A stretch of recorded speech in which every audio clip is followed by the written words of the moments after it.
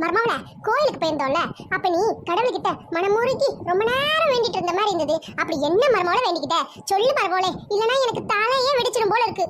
ஆமாத்தே, ரொம்ப முக்கியமான விஷயம். அதனாலதான் கடவுள்கிட்ட மனமுருகி அன்றாடி வேண்டிக்கிட்டேன் தே. ஆமா, அப்படி நீங்க என்ன வேண்டிக்கிட்டீங்க? கடவுள்கிட்ட மண்டி போட்டு கடன்னு தண்ணீர் வச்சு அப்படி என்னத்தே வேண்டிக்கிட்டீங்க? மர்மவள, அடுத்த ஜென்மம் ஒண்ணு இருந்துச்சுன்னா நீ எனக்கு மர்மவளா வரக்கூடாதுன்னு வேண்டிக்கிட்டேன். ஏய் மாமியா கழுதி, இருக்கு ஒன்னு வச்சுக்கிறேன் இரு. அண்ணி, நீங்களும் என்ன வேண்டிக்கிறீங்கன்னு சொல்லுங்க அண்ணி. ஆர்வமா இருக்கோம்ல கேட்க. ஆமா மர்மவள சொல்லு, அது தெரிஞ்சுக்காம எனக்கு தலையே வெடிச்சிடும் போல இருக்கு. அடுத்த ஜென்மோன்னு இருந்துச்சுன்னா நம்ம இதே மாதிரி எல்லாரும் இதே குடும்பத்துல பிறக்கணும்னு நான் ஆசைப்படுறதே. அதாத்தே வேணேன். மர்மவள, நான் உன் மேல கோவப்பட்டாலும் நீ என் மேல எவ்வளவு பாசமா இருக்க மர்மவள. அண்ணி, எங்க குடும்பம் மேல இவ்வளவு பாசம் வச்சிருப்பீங்கன்னு எங்களுக்கு தெரியாது அண்ணி. எத்தே, எதையும் அறகுறையா கேட்காதீங்க தே. முழுசா என்ன சொல்ல வரேன்னு கேளுங்க தே. அடுத்த ஜென்மோன்னு இருந்தா உங்களுக்கு நான் மாமியாரா தான் இருக்கும், நீங்க எனக்கு மருமவளா தான் இருக்கும். அப்ப